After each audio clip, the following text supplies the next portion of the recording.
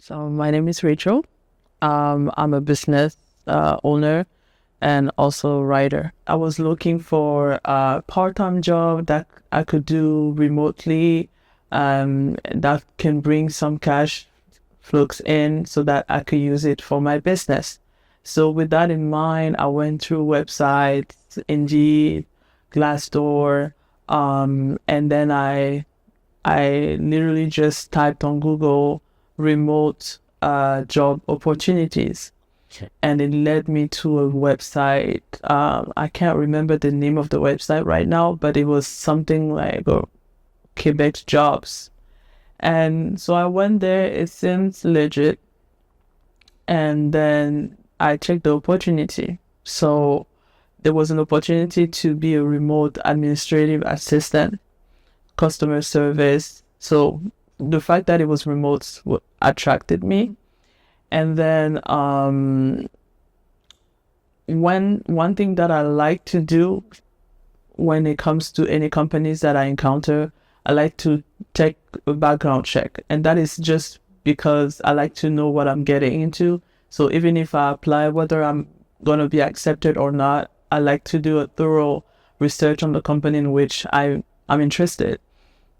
So I went on the company's website.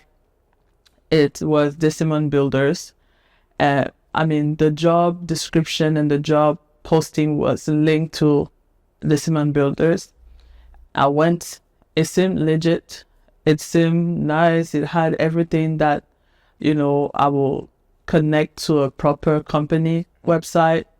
So I had no doubt. Sorry to interrupt. When you say it seems legit, it seems nice, what is it that you're referring to? The website, the experience. I checked the story, like the mission and values of the companies. I checked what they have done, what was available on the website, basically. And with what I was seeing, it seemed like it was a contracting company. They do a lot of buildings, and so the job description matched with the company. So I was like, okay, let me do another double check. I like using ChatGPT. I actually have a paid account with ChatGPT because I find it useful in many areas of my life. And I went on ChatGPT and I typed I copied the link of the company. And I just asked the question to ChatGPT, is it a legit company? And ChatGPT's answer gave me, it was like, yes, but tread carefully. Basically, that's what it said, because it couldn't find any actual credentials of the company. Even actually to do the background check, is it something you do normally with everything? Yes, with every companies, because I like to, I associate that with just doing my homework. Like, I don't want to go into an interview without knowing the mission or the core values of a company. So I've always applied that in any position that I've taken in the past. So for me, it was almost like an automatic way of responding to the job opportunity that was in front of me. Honestly, I don't know. Like, I didn't put that much into thoughts. I just wanted to verify, because I believe that with the rise of digital stuff and the digital world, it's getting more and more difficult to decipher what is good, legit, from what is false and fake. We see it in media, we see it in, politics. There's so many areas where now you can get an information without it being necessarily true. So whether it will be that or something else as to regarding other aspect of my life, I always like to have to check the legitimacy and the credibility of whatsoever I'm seeing. So in the daily life, when I'm looking or I'm looking at a video and someone is talking about something, I have the tendency to look for references. So, and I also think it's because of my background as a student. I have a background in biomedical engineering. I have a background in biomedical biology. So the critical scientific thinking of looking for a reference, a research for the reference to check if what was said was right, probably comes from that as well. So there you are. ChatGPT told you that it's legit, but with some reserves. Let's say reservations. But, Yes. Again, you went ahead. I went ahead because it wasn't like a red flag per se. It was like I was like, ChatGPT told me that it wasn't able to find the credential. So I can go ahead, but I should tread carefully. If you had a level of measure as to whether this is a scam or not, like for example, let's say 65%, 75%, 80% that it's a scam. But then with a little note that, again, you must check. Would you be more cautious about that if you had some level of warning?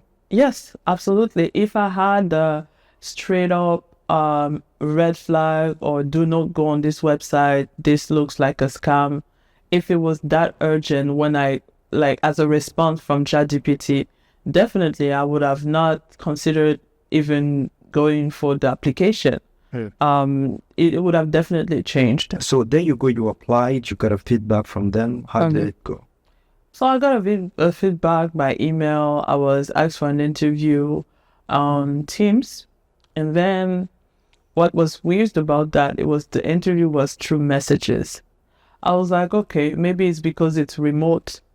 Once again, Messages on which platform? On Teams. Okay.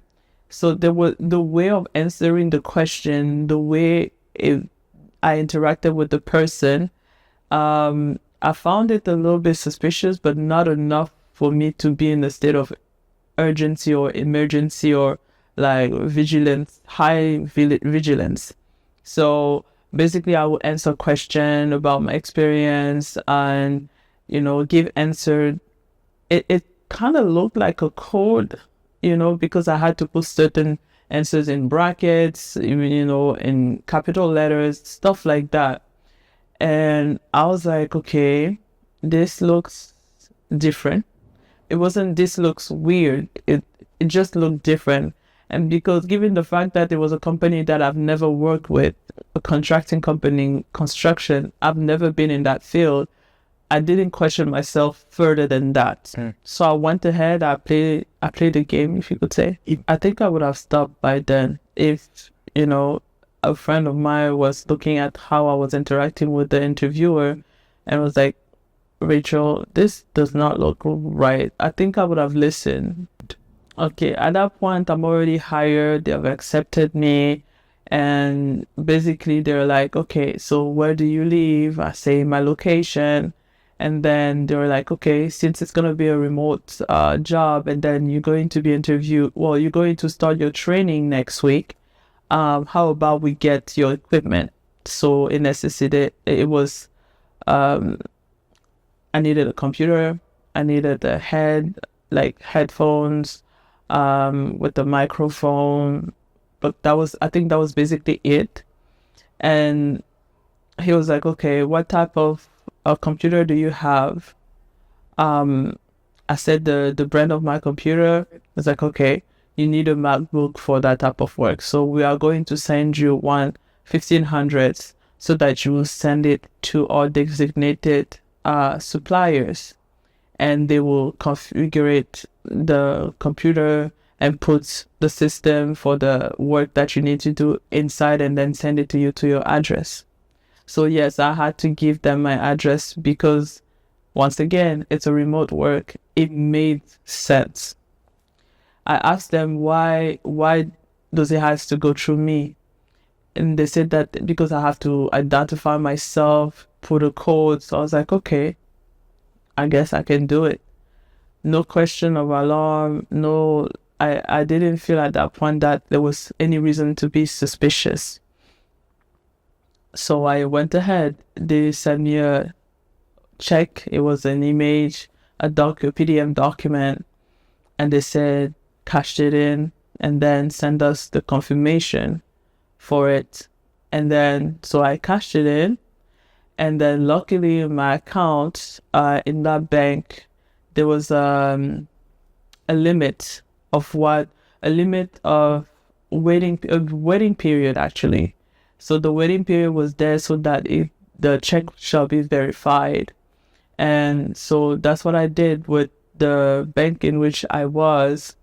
You can take a picture of the check that you receive and the system will scan it. And that's what happened. So I put my phone, like I opened my app on my phone and I held my phone like that towards my screen on the check that I received. And that was it. It was in my account. It was $1,500. It showed up on your account. Yes, it did. But then it was a fake. It was a fake one. Yeah. It's like I could see $1,500 on my account. However, I can only use $900. Okay. That's how it was set. So I told them that, and they were like, yeah, send it anyway. So I sent the $900 first to the vendor.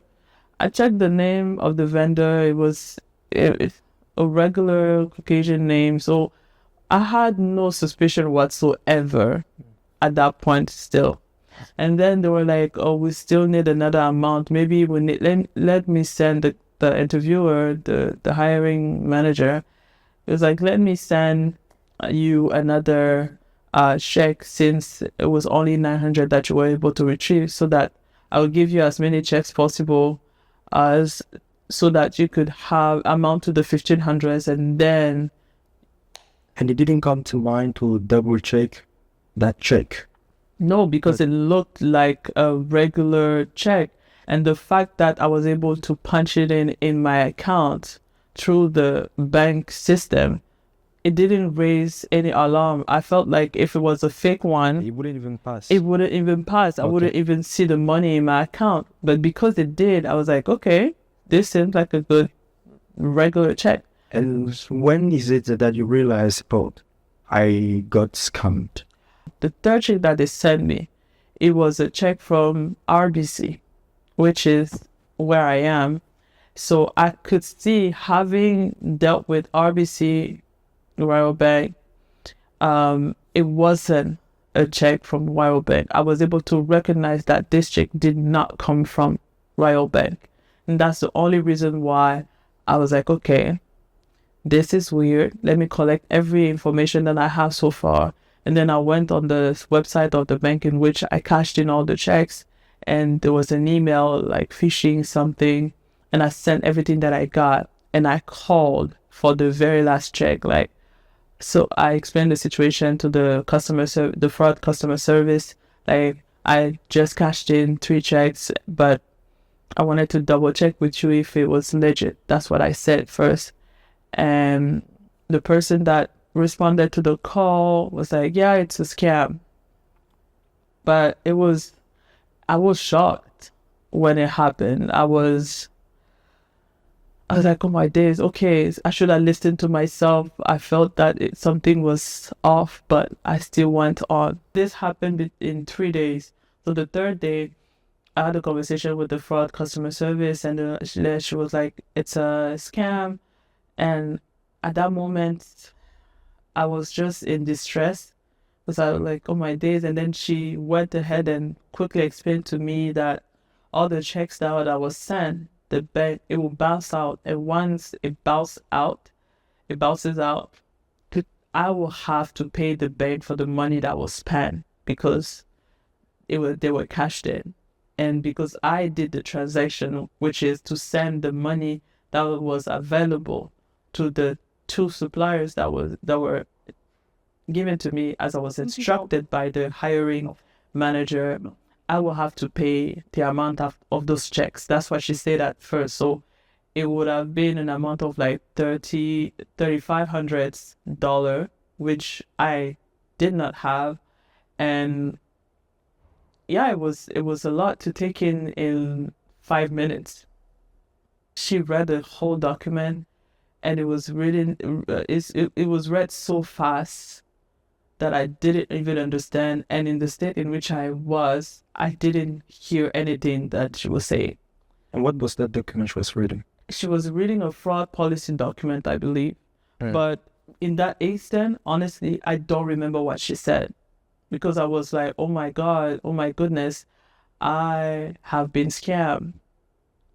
So the I was more focused on what I needed to do more than what she was saying. Okay, you're reading, yeah, I accept, like, okay, let's go, let's claim it so that, I can not lose the money that I have or lose my account. And she proceeded with that's when I understood that, my account is plausible for close. The bank can decide to close my account. Although you were a victim. Yeah, it was my very first time of leaving that. I had been with that bank for 15 years, so it was it caught me, it rubbed me the wrong way to realize it in that instant. It was really a traumatic event. I didn't realize it right then and there, but it in retrospective, I can clearly say it was traumatic because it has never happened to me before. As someone who is very cautious in pretty much every area of my life, being able to fall for a scam, it was not something that personally I was willing to accept. You see, and I came across this study, we call it the Dunning-Kruger effect, which is we kind of hype our abilities to detect fraud or scams for the matter. Also, accepting that you were eventually scammed, people get to the extent of suicide because of that. Unfortunately. So that's exactly what we're trying to address. We really want to decentralize the way we address fraud. Right now, it's handled by the bank. Okay, we depend and we rely on them in assessing the interaction that you were having. The very first second you open your bank account, cashing in the money and all that interaction, that's all they could potentially leverage to prevent you from getting scammed or not. But at Vraust, we're really trying to change the narrative and bring that solution. As soon as you are suspicious about a situation, you can verify that. And unlike ChatGPT, it won't tell you, oh, it's possibly that it's not a scam, but you need to verify again. It will give you an actual number, a score, a risk score. Like, okay, this is 89%. And we're saying it because the government has shared thousands of existing. Because job scam is, you weren't the first. And the lady said it. So you weren't the first, but it didn't come to mind to go on the government website and read about all the existing. You didn't even know that it was a job scam. So that's exactly what Vraust provides. And you had a couple of minutes of interaction with Vraust. I want to get your feedback on that. Ideally, critical feedbacks. If they are good feedbacks, then I will take it. All right. So it's easy to log in, and I didn't have any issues with that. It was easy, and then I had to confirm my email. I believe it's time to change the narrative. For young people like us, we are quite aware of cybersecurity threats. But how about elderly people? They grew up in a time where trust was the standard. But unfortunately, at this very day and age, it's getting out of hand. That's why we built Vraust, a platform which is going to confirm you with some actual numbers as to whether this opportunity is a scam or not. A platform that's going to confirm you if this interaction, if this check, if this love story, it's an existing scam or not. Everything is based on other people's experiences. Unfortunately, none of us would have the awareness to go through thousands of pages of the government website listing existing scams, because we don't even know if we're being scammed or not. All we have is suspicion. That's what Vraust is providing, a secured environment for you to chat with, to explain, to share what you think is weird, different, suspicious, and it's going to give you a confirmation. not based on what it thinks it is, but based on existing scenarios, based on existing stories, people who were victims of similar scams. We want to know what was it like, what you went through. We want to really dig deeper into it and see how we can help you improve the solution that we have currently and provide you with the best solution ever to protect you against scammers, because we believe it's a human right to be looked after. Register right now and see you on the other side. Thank you.